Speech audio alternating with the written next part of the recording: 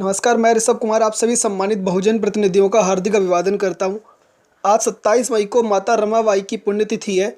हम सभी माता रमाबाई को नमन करते हैं, जिन्होंने बाबा साहब डॉक्टर अंबेडकर के साथ कंधे से कंधा मिलाकर देश के दबे कुचले, उपेक्षित, गरीब, दलित, आदिवासी समाज के लिए बहुत बड़ी कुर्बानी दी। आज कृतज्ञ बहुजन समाज माता रमाबाई को नमन करता है। जैसा कि आपकी जानकारी में है कि अयोध्या के समतलीकरण के समय बुद्धकालीन अवशेष मिले हैं, जैसा कि दावा बुद्ध के अनुयायियों के द्वारा किया जा रहा है। अयोध्या का मुद्दा देश में आज़ादी के बाद का सबसे बड़ा मुद्दा रहा है। सुप्रीम कोर्ट ने 134 वर्ष से चले आ रहे विवाद को 9 नवंबर 2019 को समाप्त कर एक ऐतिहासिक निर्णय दिया था। इस निर्णय के अनुसार 2.72 एकड़ जमीन पर राम मंदिर का निर्माण किया जा सकता है, जिसके लिए 3 माह के अंदर एक ट्रस्ट बनाकर मंदिर योजना तैयार करने का भी आदेश दिया था। मुस्लिम समाज को भी उनकी भावनाओं का ध्यान में रखते हुए 5 एकड़ जमीन अयोध्या में ही देने का वादा किया गया, जिस पर मुस्लिम समाज अपनी भव्य मस्जिद का निर्माण कर सकते हैं। केंद्र सरकार ने सुप्रीम कोर्ट के आदेश के अनुसार ट्रस्ट का निर्माण किया और जिसकी देखरेख में श्री राम मंदिर का निर्माण अयोध्या में किया जा रहा है। इसी प्रक्रिया में राम जन्मभूमि प्रांगण में समतलीकरण के समय कुछ अवशेष मिले थे, जिन्हें बौद्धकालीन अवशेष माना गया है, जैसा कि दावा बौद्ध अनुयायी कर रहे हैं।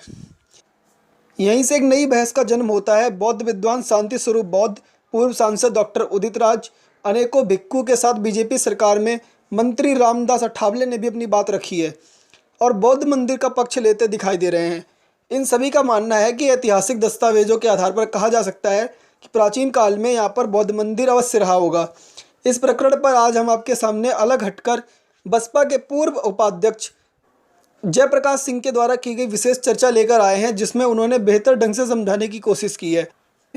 आइए आपको सुनवाते हैं कि उन्होंने क्या कुछ कहा है। साथियों, विषय हम लोगों ने आपके बीच में हमारी स्क्रीन पे दिखाई दे रहा है आप लोगों को। विषय है अयोध्या प्रकरण की हकीकत। अयोध्या में जो आजकल जो चल रहा है, जो प्रकरण चल रहा है, उसकी हकीकत क्या है ये समझना बहुत जरूरी है। क्योंकि साथियों, अगर देखा जाए, इसके नेचर को देखा जाए, तो ये केवल धार्मिक मामला नहीं है, सामाजिक आर्थिक मामला नहीं है, ये राजनीति से संबंधित मामला है। इसलिए हमको उसी के पॉइंट ऑफ व्यू के हिसाब से इसको समझना होगा। अगर देखा जाए तो यहाँ बौद्ध का मामला तो बहुत सेकेंडरी है। यहाँ पे दलित समाज से संबंधित ये मामला है कि दलित समाज में अमुक जाति की वजह से ये हमारा राम मंदिर नहीं बन पा रहा है। इसलिए मेरा आपसे निवेदन है कि अगली बार, क्योंकि कुछ जो हैं उन लोगों के कुछ MP MLA सेंटर में, स्टेट में उनके जीते हुए हैं, तो अगर तुम चाहते हो कि राम मंदिर के निर्माण में कोई भी विवाद पैदा ना हो, तो उसके लिए आप अगली बार बिल्कुल भी वोट अपना बहुजन समाज पार्टी को ना दें। बिल्कुल भी आप अपना समाज, ओबीसी समाज के लोगों से कहा जाएगा, अन्य बिरादरी के लोगों से कहा जाएगा कि आपको अगर चाहिए कि राम मंदिर चाहिए, तो आप जो है प्रयास ये करना, प्रयास क्या, पक्का जो है आप अगली बार BSP को एक भी वोट मत देना। इसका क्या हुआ? ना तो वो मंदिर बनवाना चाहते हैं, वो मुद्दा बनवा करके तो ओबीसी समाज, हमारा जो भोला भाला समाज है, वो अपने बच्चों का भविष्य भूल जाएगा। उसे मतलब नहीं है कि रोजगार से क्या मतलब है, शिक्षा से क्या मतलब है, स्वास्थ्य से क्या मतलब है, या कितना पैसा कहाँ दे दिया, क्या हो गया, किसानों की क्या नुकसान हुआ, इस बात को वो भूल करके, सम्मानित साथियों, वो भोला भाला समाज हमारा अधिकांश, मैं सबकी बात नहीं कर रहा हूँ, अधिकांश वोट आपकी BSP के खिलाफ, वो ज्यादातर वोट जो है वो भाजपा को डाल देंगे। फिर क्या होगा? आप जीरो हो जाओगे। जब जीरो हो जाओगे तो सम्मानित साथियों, इनका काम पूरा हो जाएगा। इसलिए मेरा आप लोगों से निवेदन है, इसको आपको समझना पड़ेगा, इसको आपको समझना है। ये राजनीतिक फैक्टर है, ये धार्मिक फैक्टर नहीं है। मेरा हिंदू भाइयों से भी निवेदन है, धर्म के चक्कर में आकर के भोले वाले समाज को इसको पीसने का काम मत करना। आपके बच्चों का भविष्य आपके हाथ में सुरक्षित है। आगे दिक्कत आएगी आप लोगों को, फिर कुछ नहीं मिलने वाला है, अभी आपके हाथ में है। तो ये टोटली धार्मिक मामला नहीं है, ये टोटली ये राजनीतिक मामला है, जो ओबीसी समाज के लोग इस बात को सवाल ना करें, अन्य समाज के लोग भी ये सवाल ना करें कि तुमने 5 साल में क्या किया, जो तुमने हमको वादे किए थे उसमें से तुमने कोई भी पूरा नहीं किया है। तो सम्मानित साथियों, आप लोग सब भूल जाएंगे और अगली बार वोट उनको दे दें, ये उनकी प्लानिंग है। ऐसा मेरा मानना है कि इस चक्कर में आपको पढ़ने की आवश्यकता नहीं है। आपको बताना है तो बताने के लिए और भी बहुत सी चीजें हैं। इसलिए मेरा आप लोगों से निवेदन है कि खासतौर से ओबीसी समाज के लोग इस मंदिर के चक्कर में आकर के अपना वोट भाजपा को नहीं देना है, बल्कि अपने बच्चों के भविष्य को सुरक्षित रखने के लिए ऐसी पार्टी को देना है जो आपके बच्चों के भविष्य का निर्माण कर सके, जिसके बारे में हम आपको आगे बताएंगे। सम्मानित साथियों, यहाँ पर हमें साहब कांशीराम जी को समझने की आवश्यकता है। साहब कांशीराम जी के समय भी ये मुद्दे थे, लेकिन साहब कांशीराम जी ने कभी इन मुद्दों पे बात नहीं करी। आप जानते हो रहेंगे, लोगों ने नेगेटिव फॉर्म में भी मीडिया ने पेश की थी साहब कांशीराम जी के इस प्रवृत्ति को। तो सम्मानित साथियों, कभी उन्होंने इस मुद्दे पर बात नहीं करी। उन्होंने मुद्दे पे बात जो करी वो सामाजिक बराबरी पर बात करी, और उन्होंने जो रोजगार पे बात करी, गरीबी पे बात करी, शिक्षा पे बात करी, स्वास्थ्य पे बात करी, सभी जाति धर्म बिरादरी के लोगों के प्रोटेक्शन पे बात करी, सुरक्षा पे बात करी।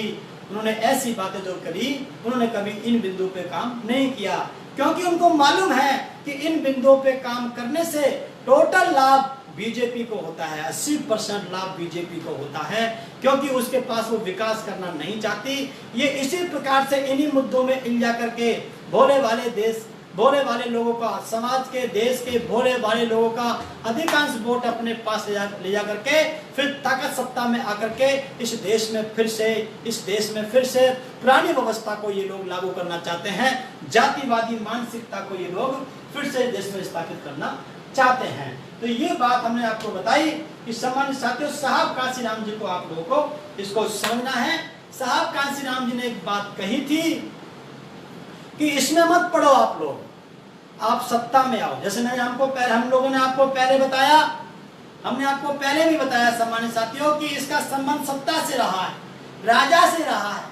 तो हालांकि हम तो धर्मनिरपेक्षता मानने वाले लोग हैं, हमारी बहुजन समाज पार्टी धर्मनिरपेक्षता को तवज्जो देती है।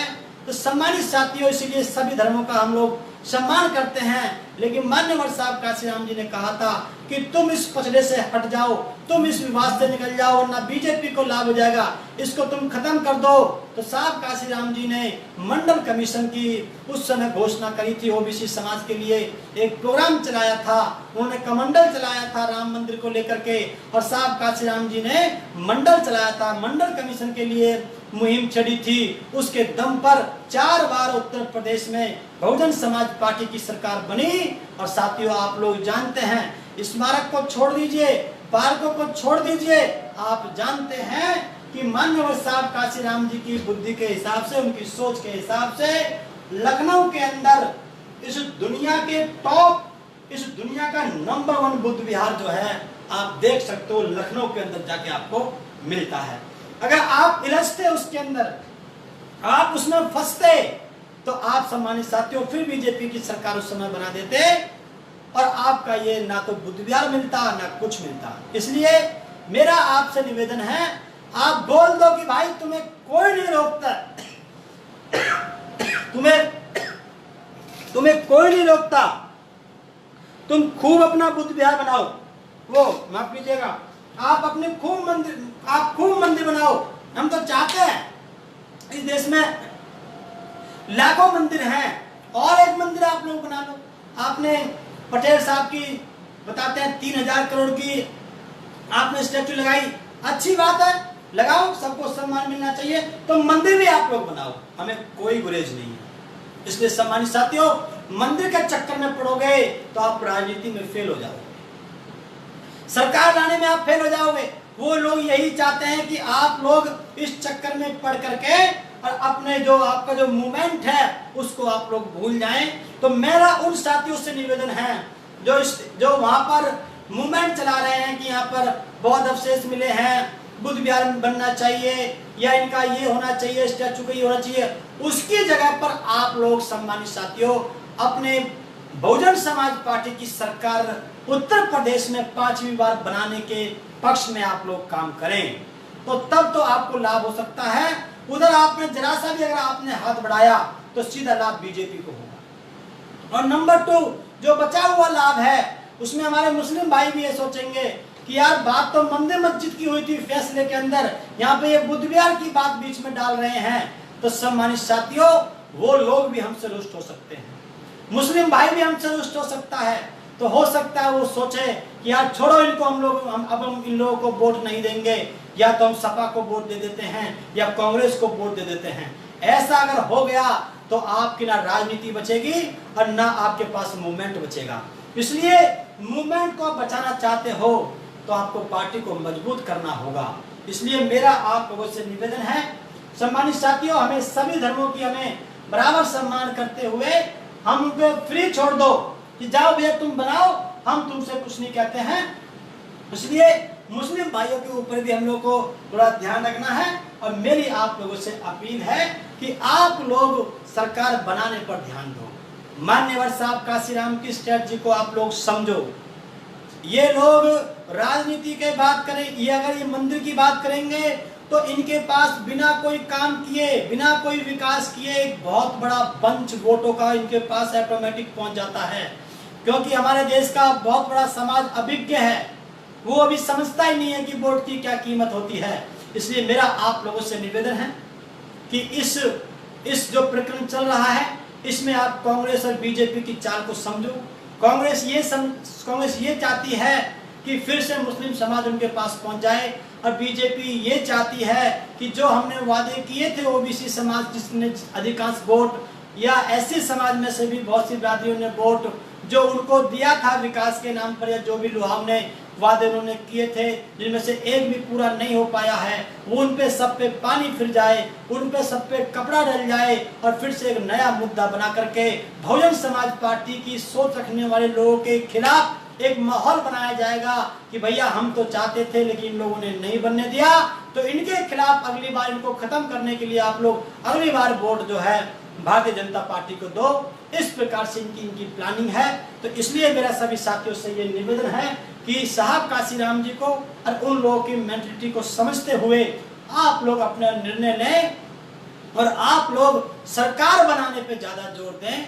जो भी लोग जहां जहां मूवमेंट चला रहे हैं वो उत्तर प्रदेश के या मध्य प्रदेश के चुनाव में आकर के प्रचार करें। और जो हमारे साथी जो कहते हैं कि भाई हमारे पास अच्छा बुद्ध विहार होना चाहिए, तो वो जाकर के जिक्र करे कि बसपा की सरकार में आप जानते हैं उत्तर प्रदेश में बहुत बड़ा बुद्ध विहार बना है, आप जाके देख सकते हो।